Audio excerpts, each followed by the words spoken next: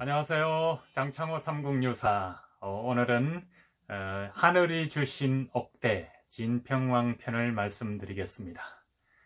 자, 바깥에는 매미가 한창 아침부터 울고 있습니다. 습도도 높고 기온도 높습니다. 날은 흐립니다. 시청자 여러분, 불쾌지수 관리 잘 하시기 바라겠습니다. 자, 신라라는 국호를 지정왕 때 쓰게 되었다고 했죠. 그리고 왕의 칭호도 중국에서 쓰는 왕, 고구려, 가야, 백제가 쓰던 왕이라는 칭호를 씀으로써 고대 사국과 어깨를 나란히 하게 되는 계기가 되었다. 힘이 이제 막 샘솟는 청년이 되었다. 이렇게 말씀드린 것 같습니다.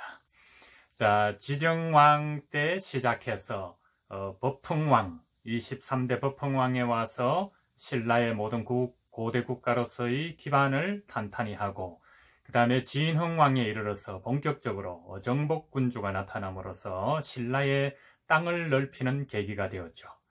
그런데 꼭 이런 절정기에는 돌연변이가 나옵니다. 더 플러스 되는 좋은 돌연변이가 아니라 선대의 아버지가 너무나 훌륭했기 때문에 아들은 또 약간 좀 이상한 아들이 나오기도 하죠. 그게 바로 진지왕이었습니다. 진지왕은 화랑세기에 보면 미실에 빠져서 국정을 돌보지 못했다고 나오지만 이 화랑세기가 아직 정사로서의 역사책으로 인정을 받기가 좀 애매하고 해서 삼국유사에 기록된 대로면 물론 여색에 많이 빠져서 돌보지 못한 것은 사실입니다. 그리고 죽은 뒤에 도화녀와의 사이에서 또 비형이라는 아들도 놓고 이렇게 말이 많고 드디어 백성들 혹은 신하들에 의해서 폐위가 됩니다. 그래서 성골이 진골로 내려갑니다. 성골은 이제 남은 사람 진평왕밖에 없습니다. 진지왕의 조카입니다.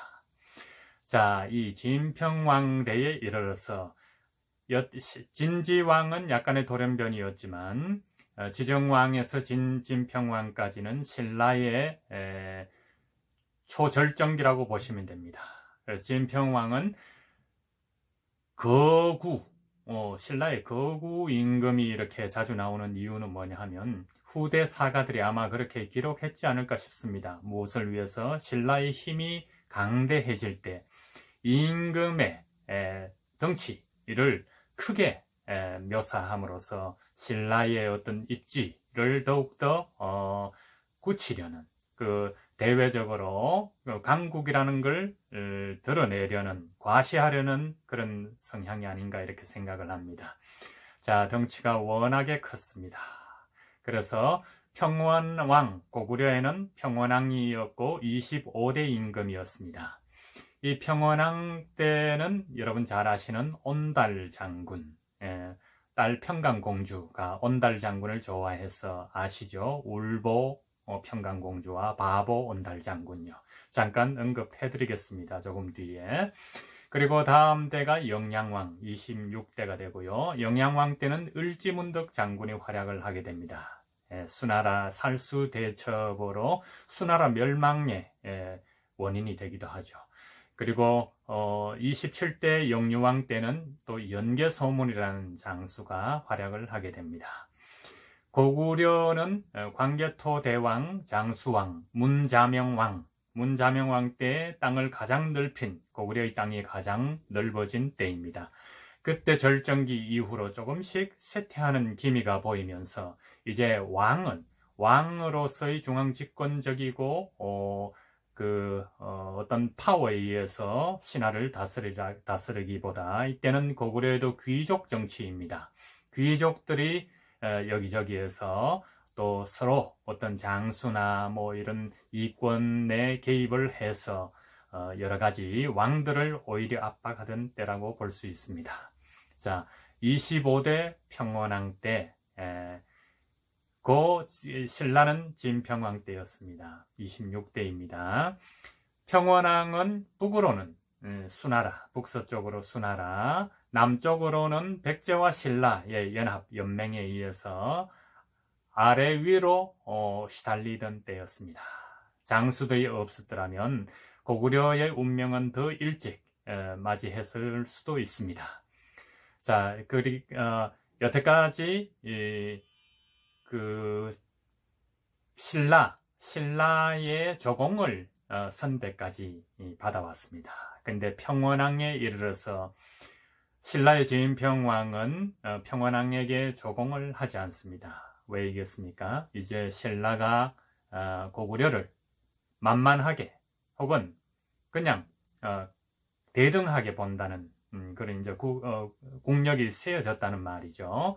그러니까 평원왕은 은근히 부하가 침입니다. 그래서 진평왕이 도대체 어떻게 우리나라의 고구려에 조공을 하지 않느냐, 또 소문을 듣자 하니 신라에는 3가지 보물이 있다던데 그것이 무엇인고, 또 진평왕은 어떻게 생겼으며 무슨 생각을 하고 있는지 첩자를 보내서 신라 궁궐의 천주사라고 있습니다. 그곳에 행자로 변장을 해서 들어가서 진평왕의 나들이 혹은 진평왕을 수소문하려고 첩자를 보냈습니다. 자, 이때 진평왕께서 어느 날 나들이를 합니다. 당시에는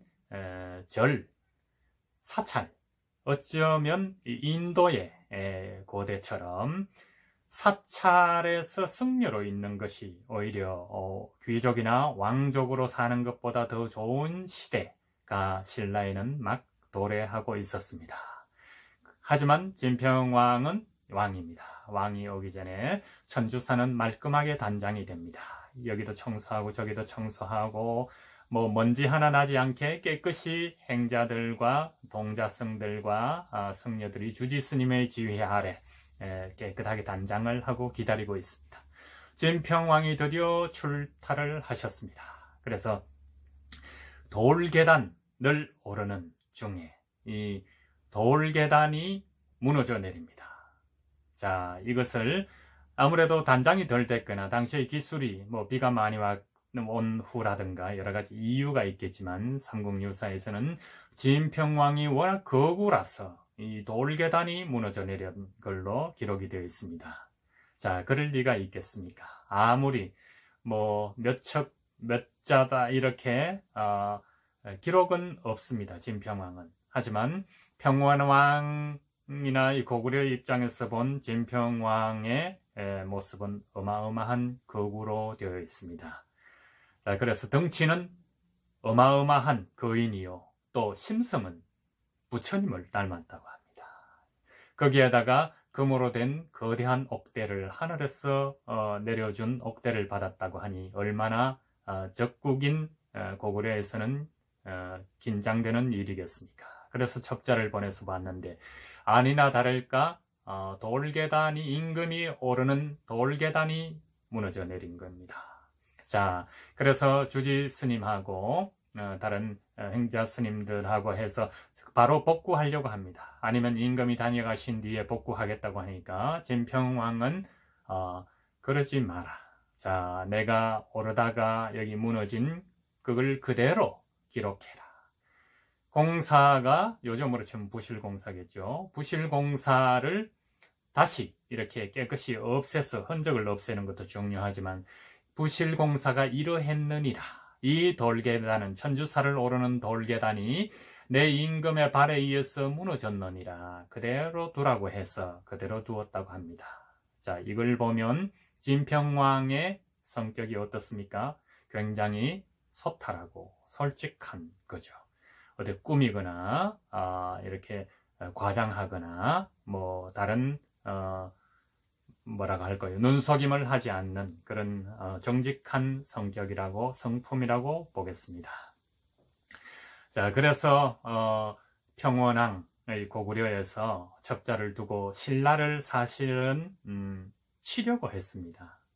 북으로 수나라를 감당하기도 겨웠지만 예로부터 왜 신라를 속국 조공만 바치는 게 아니라 완전히 점령을 해서 고구려의 영토로 만들어 버리지 못했는가 하는 그런 아쉬움이 평원왕에게는 있었습니다. 그래서 첩자를 보낸 건데, 자, 고구려를 치려고 하니까 신하들이 말립니다. 그 이유는 세 가지 보물 때문입니다. 자, 첫째는 황룡사 장육 존상이 있었어입니다. 당시에는 불교가 성행했고 부처님의 불법에 어떤 적힌 그 경전의 이야기들이 정치적인 어떤 그걸 능가할 수 있는 잣대가 되었습니다. 그래서 장육존상이라는 것이 인도에서 여러 번 실패해가지고 신라에 와서 드디어 완성된 거대한 부처상입니다. 그 금으로 입힌 부처상도 있겠다. 그 다음에 또 황룡사의 9층 목탑이 당시에 완성되어 있었습니다.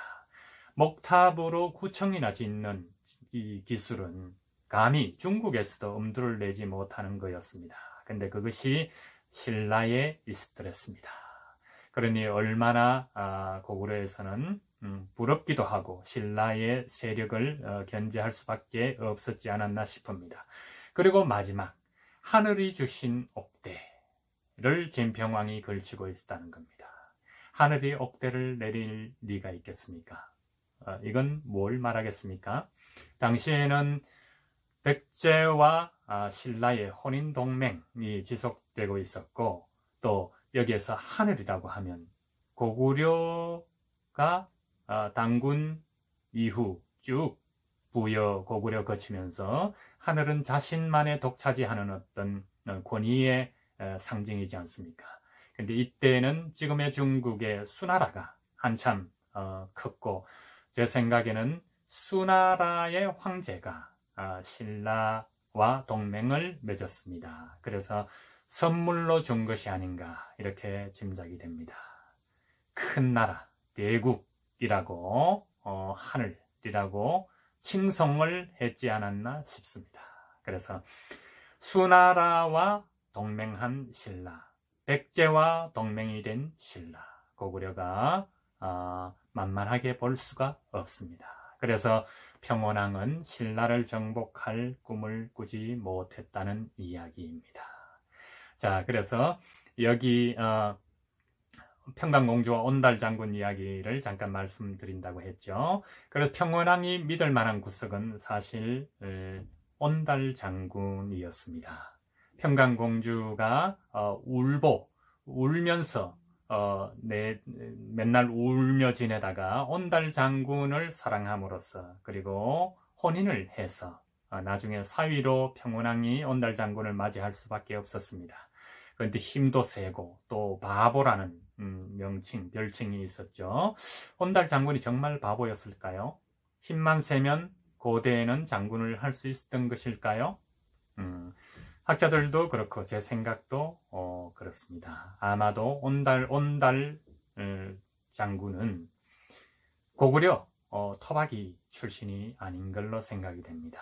그렇다면 어디에서 왔는가? 지금의 이란이나 우즈베키스탄, 당시에 소그디아나 왕국이라고 지금 현재 우즈베키스탄 쪽에 있었습니다. 그쪽에는 온시가 왕족입니다. 그래서 아마 인적 물적 어떤 교류에 의해서 혹은 이렇게 고구려에 와서 살게 되었다가 평강공주, 그건 아마 왕실 간의 어떤 밀약 같은 게 있었겠죠. 그래서 혼인을 하게 되었는데, 옛날에는 얼마나 외지인에 대해서 경계하고 보수적이었겠습니까? 그러니까 어떤 설화, 바보와 눈물로 이렇게 해서 나중에 나라를 지키는 장군이 되었다 하는 걸로 설화를 만들지 않았나 이렇게 생각이 됩니다. 자, 그래서 신라는 지정왕, 덕평왕, 진흥왕, 진지왕에 이은 이 진평왕대 거구이고, 하늘도 보호해 주시는, 또 강대국과 연맹이 된 진평왕이 다음에 진평왕 다음에 누가 됩니까? 예, 선덕 여왕, 고대사, 우리나라에서 첫 여왕, 세계사에서도 굉장히 드문 사례죠. 첫 여왕인 세 딸이 있었죠. 진평왕에게는 선덕 여왕이 된 덕만 공주가 첫째요. 그 다음 천명공주가 둘째요. 삼국 사기에는 기록이 되어 있지 않지만 삼국 유사에는 백제 무왕의 왕비가 되는 그 선화공주 설화도 나중에 나옵니다. 그때 말씀드리겠습니다. 이 세 공주가 있었는데 그 중에서 덕만 공주가 후사, 옛날에는 왕들이 후사가 없다라는 말은 태자, 아들이 없다는 얘기입니다. 근데 진평왕의 성품으로 보아서 아들, 딸 구분 없이 왕으로 등용을 시킨다는 건 보통 일이 아니었을 겁니다. 그러니까 얼마나 카리스마가 있었고 담백했고 그 차별주의, 요즘은 선량한 차별 이런 책도 나옵니다만은 고대 신라의 왕 중에 이런 왕이 있었다는 것은 곧 신라의 삼국 통일을 도모하게 되는 시작이 되는 지점이라고 생각합니다. 자, 오늘은 하늘을 주신 옥대편 진평왕에 관한 이야기를 여러분께 말씀드렸습니다. 또 뵙겠습니다.